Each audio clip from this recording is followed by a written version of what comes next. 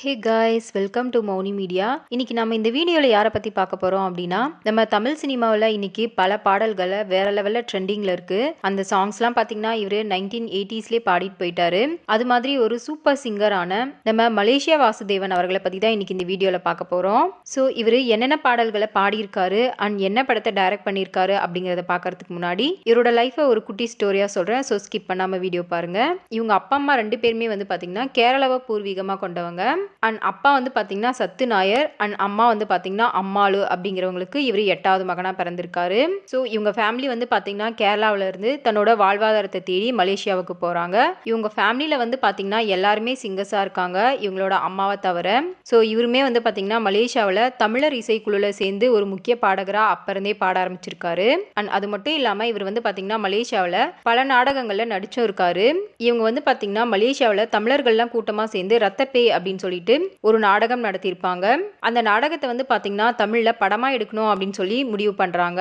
So இவரு முதலா பாத்தீங்கன்னா நம்ம தமிழ் திரைப்படத்துல ரத்தப்பேய் அப்படிங்கிற ஒரு படத்தின் மூலமா தான் அறிமுகமாகிறாரு. அண்ட் அது மட்டும் இல்லாம 1970ல பாத்தீங்கன்னா விளம்பர நிறுவனங்களுக்காக இவரு 45 ஆவண படங்களை நடிச்சு கொடுத்திருக்காரு. அண்ட் அதுக்கப்புறமா வந்து பாத்தீங்கன்னா இவரு நம்ம இசைஞானி இளையராஜா அவர்களோட பாவலர் பிரதர்ஸ் அப்படிங்கிற குழுவுல சேர்ந்து மேடை கச்சேரியில பாடிட்டு இருந்திருக்காரு. சோ இவரு தமிழ்ல ஃபர்ஸ்ட் பாடின ஒரு பாட்டு என்ன அப்படின்னு பாத்தீங்கன்னா ஜி.கே. வெங்கடேஷ் அவர்களோட மியூசிக் டைரக்ஷன்ல வெளியே வந்த பாலு விக்கிர பத்மா அப்படிங்கிற ஒரு பாடல் தான் இவரு தமிழ் திரையுலகத்துல முதலா பாடின பாடல். அண்ட் அதுக்கப்புறமா பாத்தீங்கன்னா இவரு கிட்டத்தட்ட நம்ம தமிழ் திரைப்படத்துல மட்டுமே 8000க்கும் அதிகமான பாடல்களை பாடியிருக்காரு. ஸோ இப்போ இவரு என்னென்ன பாடல்கள் பாடியிருக்காரு அப்படிங்கிற ஒரு லிஸ்ட்டை உங்களுக்கு தரேன். அதில் உங்களுக்கு பிடிச்ச சாங்கை கண்டிப்பாக கமெண்ட் பண்ணுங்க. நம்ம சூப்பர் ஸ்டார் ரஜினிகாந்த் அவர்களோட நடிப்பில் வெளிவந்த முரட்டுக்காலை அப்படிங்கிற படத்தில் பொதுவாக எம் மனசு தங்கம், ஒரு போட்டின்னு வந்து விட்டா சிங்கம் அப்படிங்கிற ஒரு வேற லெவலில் சூப்பரான சாங்கை பாடியிருக்காரு. அண்ட் அதுக்கப்புறமா வந்து பார்த்தீங்கன்னா பன்னீர் புஷ்பங்கள் அப்படிங்கிற படத்தில் கோடை கால காட்சே அப்படிங்கிற ஒரு சூப்பரான மெலோடி சாங்கை பாடியிருக்காரு. அண்ட் அதுக்கப்புறமா வந்து பார்த்தீங்கன்னா நம்ம உலகநாயகன் கமல்ஹாசன் அவர்களோட நடிப்பில் வெளிவந்த 16 வயதினிலே அப்படிங்கிற படத்தில் ஆட்டுக்குட்டி முட்டையிட்டு கோழி குஞ்சு வந்ததுன்னு அப்படின்ற ஒரு சூப்பரான பாடலையும், செவ்வந்தி பூ முடிச்ச சின்னக்கா அப்படிங்கிற பாடலையும் பாடியிருக்காரு. அண்ட் அதுக்கப்புறமா வந்து பார்த்தீங்கன்னா அடுத்த வாரிசு அப்படிங்கிற படத்துல ஆசை 100 வகை வாழ்வில் 100 சுவைவா அப்படிங்கிற ஒரு சூப்பரான பாடல் பாடியிருக்காரு. அண்ட் அதுக்கப்புறமா வெளிவந்த ஒரு பாடல் பார்த்தீங்கன்னா கண்டிப்பா எல்லாருக்குமே பிடிச்சமான ஒரு சாங்கா இருக்கும் அப்படின்னு நினைக்கிறேன். அதுதான் வந்து பார்த்தீங்கன்னா நம்ம சிவாஜி கணேசன் மற்றும் ரஜினிகாந்த் இவர்களோட நடிப்பில் வெளிவந்த படிக்காதவன் அப்படிங்கிற படத்துல ஒரு கூட்டு கிளியாக ஒரு கூட்டு குயிலாக பாடு அப்படிங்கிற ஒரு சூப்பரான பாடல் இவர் பாடியிருக்காரு. அண்ட் அதுக்கப்புறமா வந்து பார்த்தீங்கன்னா அதிசய பிறவி அப்படிங்கிற படத்துல உன்னை பார்த்த நேரம் ஒரு வேலை வெட்டி செய்ய தோணும் அப்படிங்கிற பாடல் பாடியிருக்காரு. அண்ட் கிழக்கே போகும் ரயில் அப்படிங்கிற படத்துல கோவில் மணி ஓசைதனை கேட்டதாரோ அப்படிங்கிற பாடல். அண்ட் அதுக்கப்புறமா எங்க ஊரு ராசாத்தி அப்படிங்கிற படத்துல பொன்மான தேடி நானும் பூவோடு வந்தேன் அப்படிங்கிற பாடல். அண்ட் அதுக்கப்புறமா தர்ம யுத்தம் அப்படிங்கிற படத்துல ஒரு தங்க ரதத்தில் பொன் மஞ்சள் நிலவு அப்படிங்கிற ஒரு அழகான பாடல் பாடியிருக்காரு. அண்ட் அதுக்கப்புறமா வந்து பார்த்தீங்கன்னா அண்ணன் தங்கச்சிக்கு ஒரு பெஸ்ட்டான மூவி அப்படின்னா அது கண்டிப்பாக கிழக்கு சீமையிலே அப்படிங்கிற படம் தான். இந்த படத்தில் வந்து பார்த்தீங்கன்னா தென்கிழக்கு சீமையிலே செங்காட்டு பூமியிலே அப்படிங்கிற ஒரு அழகான பாடல் பாடியிருக்காரு.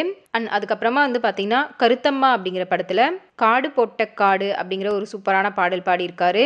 அண்ட் அதுக்கப்புறமா வந்து பார்த்தீங்கன்னா மின்சார கனவு அப்படிங்கிற படத்தில் பூ பூக்கும் ஓசை அதை கேட்கத்தான் ஆசை அப்படிங்கிற பாடல் பாடியிருக்காரு.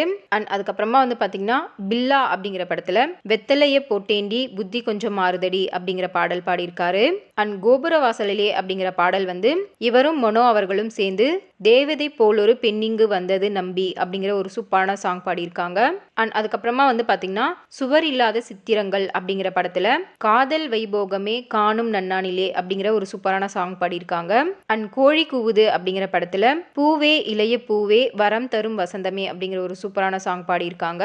அண்ட் அதுக்கப்புறமா வந்து பார்த்தீங்கன்னா இப்போ வரைக்கும் நிறைய பேரோட ஃபேவரட் சாங்கா இருக்கக்கூடிய முதல் மரியாதை அப்படிங்கிற படத்துல வெட்டி வேறு வாசம் வெடல புள்ளநேசம் அப்படிங்கிற ஒரு சூப்பரான சாங் பாடியிருக்காரு. அண்ட் அதுக்கப்புறமா வந்து பார்த்தீங்கன்னா கல்யாணராமன் அப்படிங்கிற படத்தில் காதல் வந்துடுச்சு ஆசையில் ஓடி வந்த அப்படிங்கிற சாங் பாடியிருக்காங்க. அண்ட் அதுக்கப்புறமா புது கவிதை அப்படிங்கிற படத்தில் வா வா வசந்தமே சுகம் தரும் சுகம்தமே அப்படிங்கிற ஒரு சூப்பரான சாங் பாடியிருக்காங்க.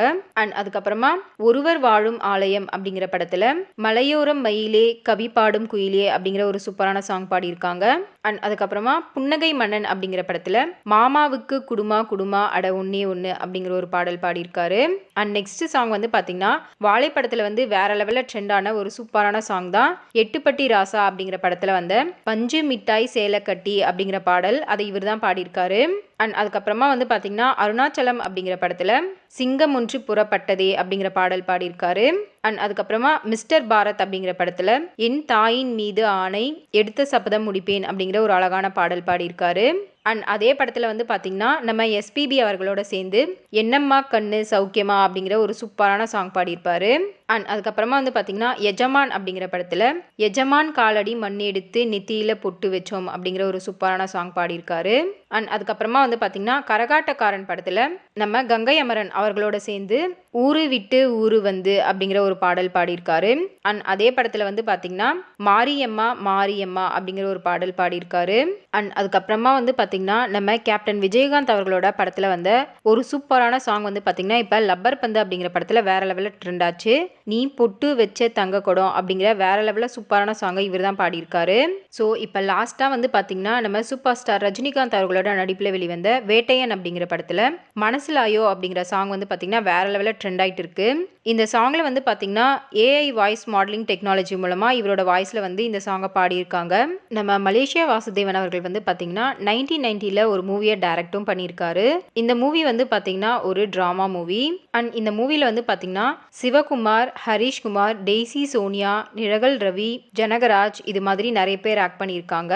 அண்ட் இந்த மூவியை வந்து பார்த்துட்டிங்கன்னா இவங்க ஒய்ஃபான உஷா வாசுதேவன் அவர்கள் தான் ப்ரொடியூஸ் பண்ணியிருக்காங்க. அண்ட் இந்த மூவி வந்து பார்த்தீங்கன்னா ஒரு மிக்ஸ்டான ரிவ்யூ வாங்கி பாக்ஸ் ஆஃபீஸ் ஃபெயிலான ஒரு படமாக அமைஞ்சிருக்கு. இந்த மூவியோட ஃபர்ஸ்ட் ஆஃப் வந்து பார்த்தீங்கன்னா நல்லா இருக்கு அப்படின்னு சொல்லிட்டும் செகண்ட் ஆஃப் நல்லா இல்லை அப்படின்னு சொல்லிட்டும் நிறைய பேர் கமெண்ட் கொடுத்துருக்காங்க. அதுதான் வந்து பார்த்தீங்கன்னா நீ சிரித்தால் தீபாவளி அப்படிங்கிற படம். ஸோ இவரோட பர்சனல் லைஃப் அப்படின்னு பார்த்தீங்கன்னா இவருக்கு 3 பசங்க இருக்காங்க. யுகேந்திரன், பிரசாந்தினி அண்ட் பவித்ரா. இவங்க பையனான யுகேந்திரன் வந்து பார்த்தீங்கன்னா ஒரு ஆக்டர் அண்ட் ஒரு சிங்கரும் கூட.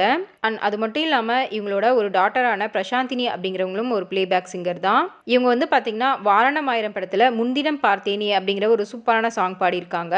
இவர் வந்து பார்த்தீங்கன்னா ஒரு சூப்பரான ஆக்டரும் கூட. அது என்னென்ன படங்கள் அப்படின்னு பார்த்தீங்கன்னா 1985 வந்த ஒரு கைதியின் டேரி அப்படிங்கிற படத்தில் இவர் சூரிய பிரகாசம் அப்படிங்கிற ஒரு பொலிட்டீஷியன் கேரக்டரில் ஆக்ட் பண்ணியிருக்காரு.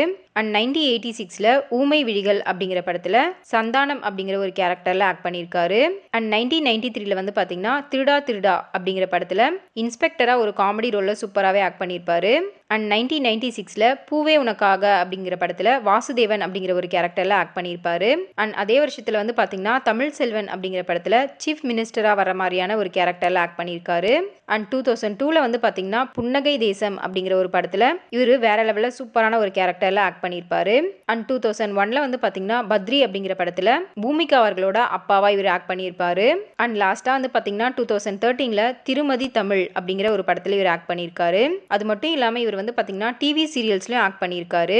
அது என்னென்ன கதை அப்படின்னு பார்த்தீங்கன்னா 2000 வெளிவந்த தேடாதே தொலைந்து போவாய் அப்படிங்கிற ஒரு சீரியல் ஆக்ட் பண்ணியிருக்காரு. அண்ட் 2006 இருந்து 2007 வரைக்கும் வந்து பார்த்தீங்கன்னா லக்ஷ்மி அப்படிங்கிற கதையில புண்ணிய கோடி அப்படிங்கிற ஒரு கேரக்டர்ல ஆக்ட் பண்ணியிருக்காரு. அண்ட் நம்ம மலேசியா வாசுதேவன் அவர்கள் வந்து பார்த்தீங்கன்னா நம்ம தமிழ்நாட்டின் திரைப்பட விருதான கலைமாமணி விருதை வாங்கியிருக்காரு. அண்ட் அது மட்டும் இல்லாமல் இவர் வந்து பார்த்தீங்கன்னா 2 டைம் பெஸ்ட் மேல் பிளேபேக் சிங்கருக்கான தமிழ்நாடு ஸ்டேட் ஃபிலிம் அவார்டு வாங்கியிருக்காரு. அண்ட் நம்ம மலேசியா வாசுதேவன் அவர்கள் வந்து பார்த்தீங்கன்னா ஒரு 3 படத்துக்கு மியூசிக் டைரக்டும் பண்ணியிருக்காரு.